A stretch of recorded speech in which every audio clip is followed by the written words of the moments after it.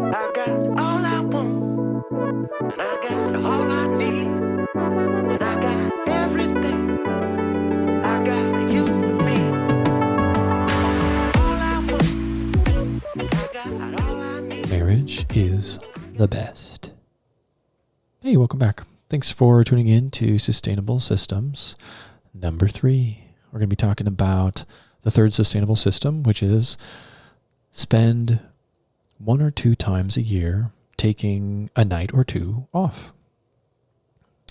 And we have found that this sustainable system is 100% necessary in our marriage and in our lives. And we live pretty crazy lives with the 5 and all the other things that we have going on. And so one thing that we have found that sustains our marriage and actually really sustains our parenting is taking at least 1 night away at least 2 times a year. Now, for some of you, that might be a large ask, and that's okay, because all you really want to do is just find a way to start small. So whatever small step you're willing to take is the right step for you in whatever season you're in. You're going to hear a lot about kind of how we set it up and how, like, our most recent trip and how it went. And so it's not like, it doesn't have to sound like what I'm going to show you or tell you about. It has to be kind of personalized, because this one can be probably the most difficult to kind of figure out how to put it into the schedule. A weekly date night or a bi-weekly date night, which is sustainable system number 2, which we're skipping over for some reason, jumping straight to 3, is a little bit easier to start, start with an hour, start with some inside date nights, etc. Right? There's lots of different ways that you can start sustainable system 2, the date night. This one, the night away, is a little bit more difficult. However, just like most things, the difficulty level also comes with a huge reward. And I think that every single time we do this, even though it's gotten harder because we've had more logistics to manage. And so it is not easy. This is not an easy ask. I'm not asking you to do something easy here. I'm actually asking you to do a very difficult thing. And maybe for some of you, a really difficult thing to start. I've worked with a lot of different clients who haven't ever had a night away from their children, and, a huge range of different ages within that reality. And that, I obviously, because I am passionate about this stuff, and so I will talk to them about, the importance of it and try and see if I can't inspire them through either our own story or just the reality of the system being unsustainable when you don't have regular, longer form connecting points. And I don't know how many couples I've actually convinced to do this, but maybe you're the one. Maybe you're the one who's going to be convinced and who's going to dedicate themselves and commit themselves to going after it and trying to create this system where you get a night or 2 away once or twice a year. So I guess why would you do that? Why is that necessary? Why is that necessary when you're talking about sustainability? And what Becca and I have found is essentially that even with our 20-minute conversations and even with our weekly, bi-weekly, tri-weekly date nights, we still don't get enough of each other. Now, maybe that's because we're so fond of each other. Shout out to the last episode, number 14, Fondness and Admiration. But part of it is really, I think, the ability to turn off everything and to focus on your spouse. And it is important to do that on a weekly basis. Sustainable system number 2, the date night. And it's really important to do that and to have those hours, 1 or 2 hours on a weekly or bi-weekly basis that you are setting aside for really focused, special, attention and time. However, I don't think that it's enough. I don't think that it's enough to actually sustain a really healthy, well-connected marriage. I think that you need to take the time to pour into each other outside of the context of the regular day-to-day and really focus deeply, like an intense, like maybe not deep, but really intense focus on one another. This, for us, has created the respite that we've needed in order to re-engage in the craziness of our lives. And we actually started doing this, I think, right after we had our first. I think that either our first or second year, I can't remember exactly which one, but it actually started as a gift. We got a gift from my dad and his wife, and they gifted us an Airbnb, a couple nights at an Airbnb up in Superior, I think, Wisconsin. Shout out. And it was really, really refreshing. It wasn't perfect. It didn't go, like there are obviously moments on these times that we've taken that have been really hard or stressful. And in fact, this last one that we just took most recently to celebrate our 10-year, I actually made Becca cry within the first, 12 hours, maybe even less, 6 hours probably of our time away. So we had cried, we laughed, we had a ball. But the connection piece of this is basically the idea that you can't sustain a marriage on just the first two systems, and you need a third. You need to be able to get away, to walk away from all the noise and all the craziness, and to have conversations like an elongated format of many, many conversations about life, and just to enjoy one another. So if that sounds good to you, it's a big ask, but I do ask that you look at your calendar and you look at your spouse and you talk to them about the possibility of you escaping and really setting aside time to focus in on one another and kind of establish a rhythm where you're able to take these larger chunks to really have quality time and really love on each other well, and to lift up and sustain this marital thing. It's worth it, totally worth it. So, in order to do this, it was incredibly deeply and stressful for us. The amount of logistics that my wife had to go through in order to get us out of the house was astronomical. She was like baking things for everyone to feed the children while we were away. She was writing up Post-it notes and putting them all over the house about schedules and phone numbers and emergency contacts. She cleaned the house. She packed bags, like for not only just for herself, but for other people.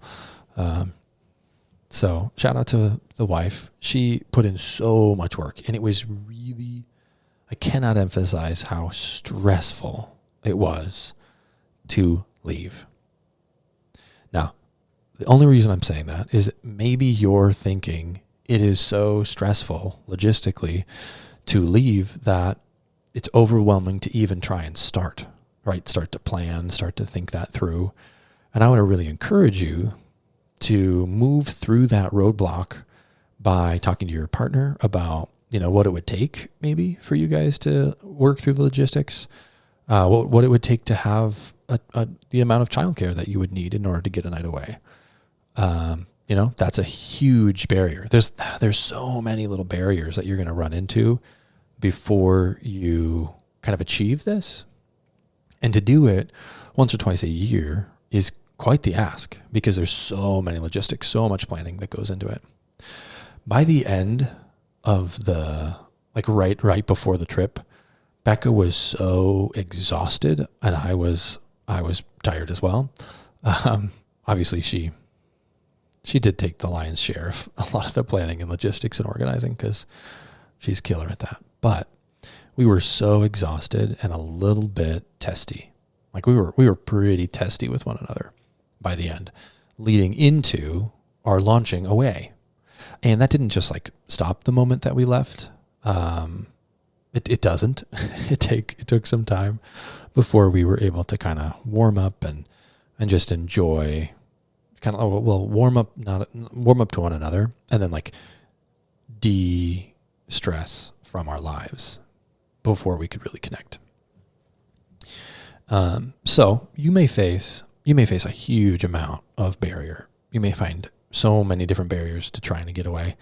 Who's going to watch the children? That's a huge one. And at this moment, I should say thank you so much for those who are involved in watching R5 during our time away. I just want to say shout out to y'all. You guys were amazing. I know that it was a lot, and just know that it really, I mean, the amount of blessing that we were able to receive out of the time that we spent away was I don't know. It was I described it as like being just full to the brim. We haven't been full to the brim in our marriage and in our lives in a long time, because it really takes getting away in the way that we did in order to kind of fill back up. So thank you for all of those people who made that happen. We love you. We appreciate you. And if you are in a position to bless someone's marriage by offering to hang out with their kids, watch their kids, if that's something that you have either a friendship relationship or a family relationship, in order to kind of get that done, then offering to bless someone in this way is not only something that you can do for yourself and to look out for your own marriage, but also to look out for the marriages around you. You know, especially if you're really close with someone, offering to watch their children for a night and to give them a night away may very well be the thing that they need in order to fill themselves up. And so it's just that's a little bug in your ear if that's something that tugs on you. That's great. So we had 5 different sitters for the 4 nights that we were away, 5 nights that we were away technically. And we had a team that split up the first 4 that watched them like about 24 to 36 hour shifts, really.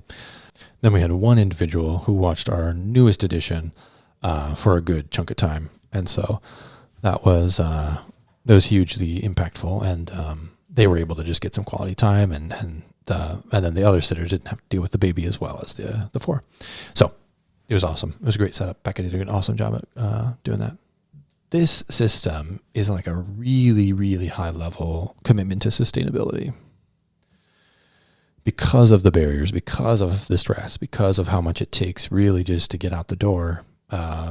Your commitment level to sustainability is super high when you're able to achieve getting out and really focusing on your spouse for an extended period of time. So what we did this most recent time, it's looked really different throughout our lives, and we've done like a night away, like 24 hours. We've done 2 nights away before, and that's pretty powerful. You know, when you haven't been away for a night and then you take 1, that's pretty awesome. When you're able to take 2, the amount of de-stressing you're able to do and then kind of filling back up before you re-engage is a little bit more, right? 3 nights away is kind of a sweet spot. There's a sweet spot between like 3 and 4 nights, which is like really a huge blessing when you're able to spend that amount of quality time. And so 1 night is awesome, and it's a good place to start. And I would really encourage you to start there. And maybe it's less overwhelming to kind of start out that. And you could even leave after they go to bed. We've done that, where we've left after they go to bed, and then we're back by the next bedtime. And so really for them, they're only missing us for like 16 hours of their life, like of being awake. But for us, we're like getting away quite a bit more, and just having that extra evening space where we're able to put down all of the stress of the household and the planning and running things and parenting and correcting and doing all the training things that we need to do as parents. So yeah, this is a huge blessing to be able to do that. So this last time we went on a cruise, and it was for our 10 years. So we kind of did a bigger thing. We don't normally just take like 4 nights off every 6 months. That is not our lives, and nor are we able to do that very often. But we were able to take a cruise, and it was so life-giving. We were able to kind of hang out outside a lot, which is huge for Becca. We were able to spend tons of time talking and eating and, playing games and swimming. And we actually brought a book along. And so we read a bunch of our book together, and we did as much, like, we had so much time alone, even though we were on a ship with like 7,000 people. We were able to find all the nooks and crannies to really focus in on connecting and filling up the cup that gets so empty through the stress and craziness of our lives. So, your commitment to the sustainability of your marriage, I think, includes your commitment to stepping away from the day-to-day lives and focusing fully on your partner, focusing on their needs, their wants, their desires, who they are. For Becca and I, it looked like, in this specific instance, cruising and doing like really like things that were very much together things. Becca is not a huge like side-by-side person, so she wouldn't want to like go play basketball or go even play pickleball. Now she would do a little bit of those things for me, right? Because I like the games and the activities and, doing stuff like that, competition. And so we did do a little bit of those things, but really the idea was to focus on our marriage and what builds that up. And so it was a balance of some things that really fill me up, like affogato, and then some things that really fill her up, which is just like tons and tons of quality time and being outside. And we got all of that. And it was an incredible experience. So we did the 10-year really big. One thing that has dictated like how we do this in the past is really just availability. And so we pursue the people who are in our lives that are able to help us with this. And like in asking them basically what their availability is. And, or we have done that a lot in the past. This time was a little different because we had a very specific timetable that we had to be apart, but fitting it into the people who are in your world that can do this for you. And if you don't have anybody that can do this for you, then developing those kinds of relationships, pursuing those kinds of relationships that will allow you to get away, may be your first barrier. That might be your first step where you say, hey, we really need to commit ourselves to finding community, people in our community, people in our churches, people in our, places of, where we hang out, and you're just like wherever your community is, you kind of have to rely on others in order to make this happen, which again makes it really difficult to commit yourself to and to actually doing it.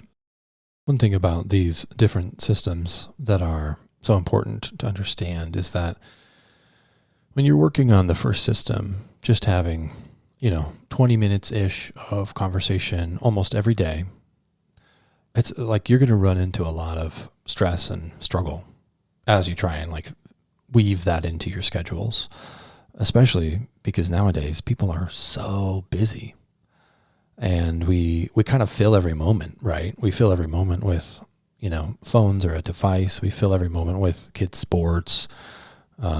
We fill every moment with activities, even good wholesome activities. Maybe, maybe y'all are filling your time with really terrible, awful, non-wholesome, whatever the opposite of wholesome activities are. That's not what I actually think. Anyways. But there's just a lot of stress that's involved in kind of making that work and creating a system for you and your spouse that works for you and your spouse. And so it's a lot of work. It's very difficult to lean into trying to craft 20 minutes a day-ish to continue to pursue each other and to know each other. It's difficult to pursue date nights and to schedule them and to, make sure that they're happening on a regular basis. It's difficult to schedule a night away. So these are all like hard things that are necessary in order for you to stay connected to your partner and to sustain the marriage for a lifetime.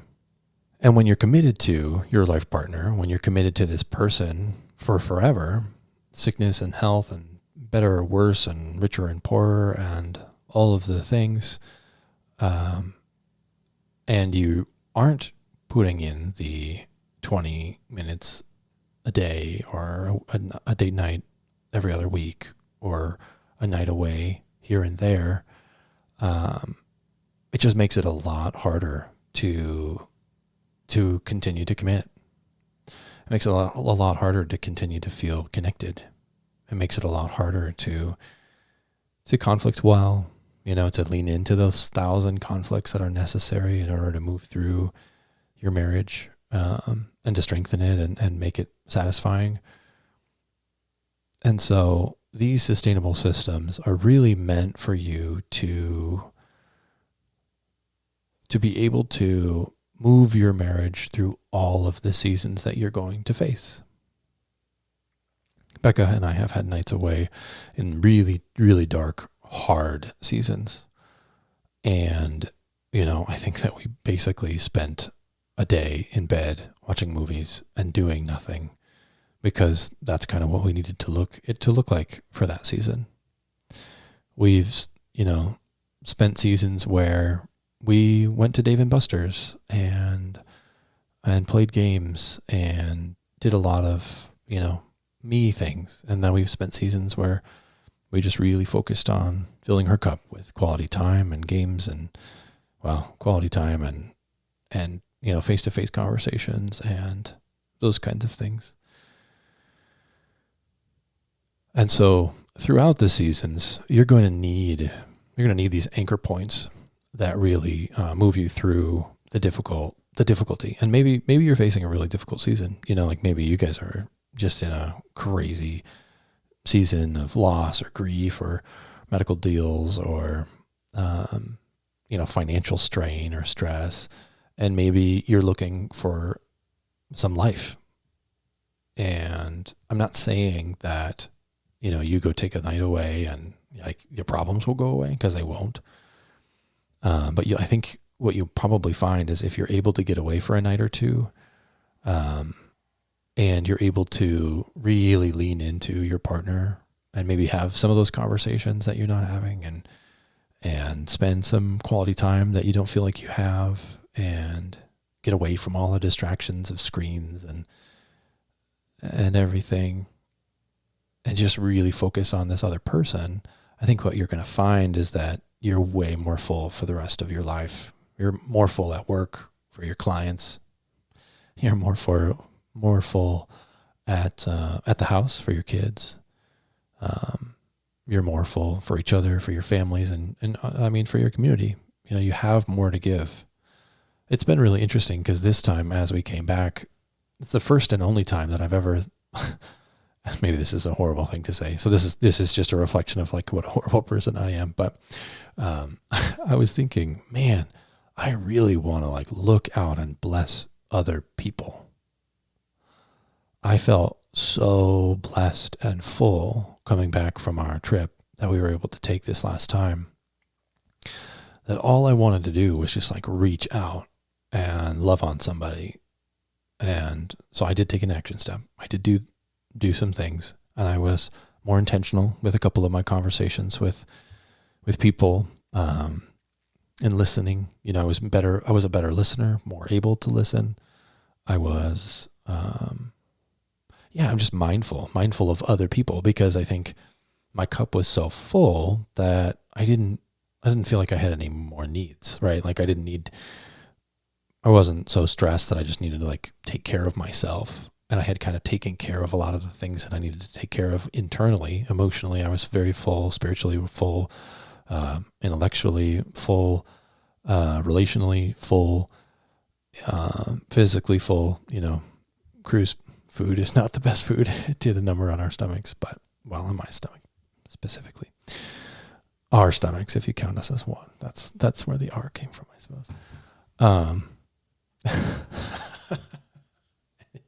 Anyways, so you might find that you need to meet some needs. yeah, you might find that you just need to meet some needs. Fill yourself back up.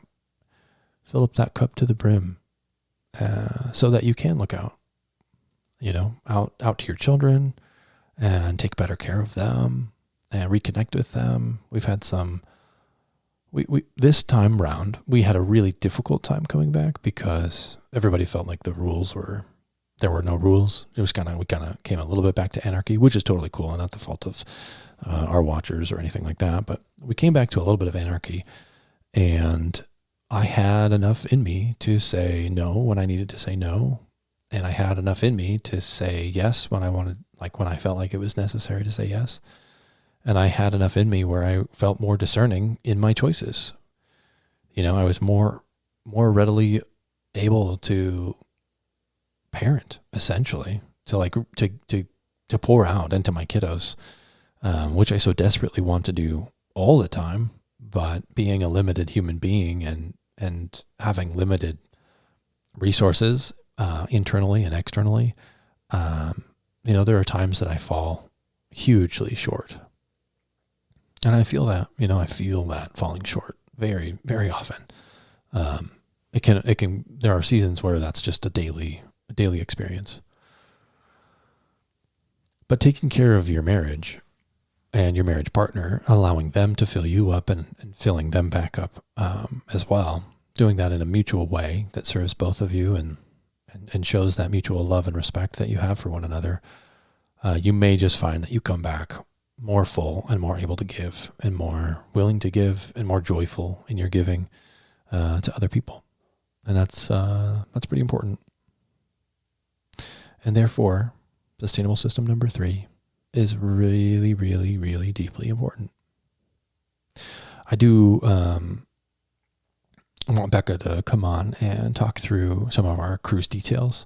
So I'm not going to go too much into detail of the cruise. And if you'd like to hear about our cruise and how it went, we're going to have a fun conversation about kind of our highlights and what it was like for us and just the blessing that it was. So if you want to celebrate that with us, you definitely can feel free to tune into that one. If not, and if that would just be discouraging to you because of whatever reason that might be, then please don't listen to it. That's the opposite of kind of what we're aimed for. I don't know anyone in my field that encourages people to take a night away. I've never heard it from another counselor. I've never read it in a marriage book. I have never been, I don't know, maybe I've been given that advice at some point in time. I think that where this sustainable system comes from actually is just our lived experience. Becca and I were blessed with one or two nights away during that early time. Like I said, like year 1 or 2. And it was really such a blessing that we decided that we needed probably to do it again. And so we were able to do it again, 2 quarters, it's like 6 months from there, or like 6 to 9 months from there. And that was really huge. And then, our anniversary would come back around and we would say, okay, like we should really celebrate that.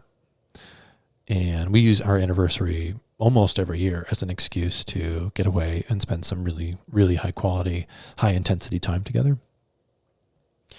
And I think that is, like I said, one of the main things that has kept us sane, connected, loving one another, satisfied in our marriage, communicating well, conflicting well, doing all of these things. And again, it's not a magic pill, but if you don't have it in your system and you try it out, and then you try it out again, even if it doesn't go great, then you try to go out again, and you continue over the next 2 years to set aside a night or two, 1 or 2 times a week, 1 or 2 times a year, you're going to feel it. I can almost guarantee you're going to feel it. And if you're doing your 20 minutes and your dates, and then on top of that, you're also spending a night away with one another, the power of that is unreal. And so that's my encouragement to you. is to keep working on your systems, keep working on 20 minutes, keep working on your date nights, which eventually I'll have to record an episode on the sustainable system number 2 on date night. Not yet though. We'll get to that eventually. So I hope you've enjoyed this episode. I hope that you find it both challenging and encouraging.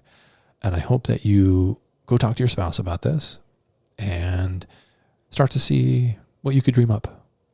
Start to see where you might take that. And I encourage you to do it and have fun with it and to dream big and to take the small necessary steps that might lead to you being successful in this. And I think that's all. So thanks so much for listening. Feel free to rate us or review us or email us or talk to us or join our Facebook group or whatever. I really hate saying any of those things. It's so annoying. I'm annoyed by myself right now. It's like gross. Ugh, why? Anyways, if you like it, just like it and enjoy it. That's all. Thanks. Bye, everybody.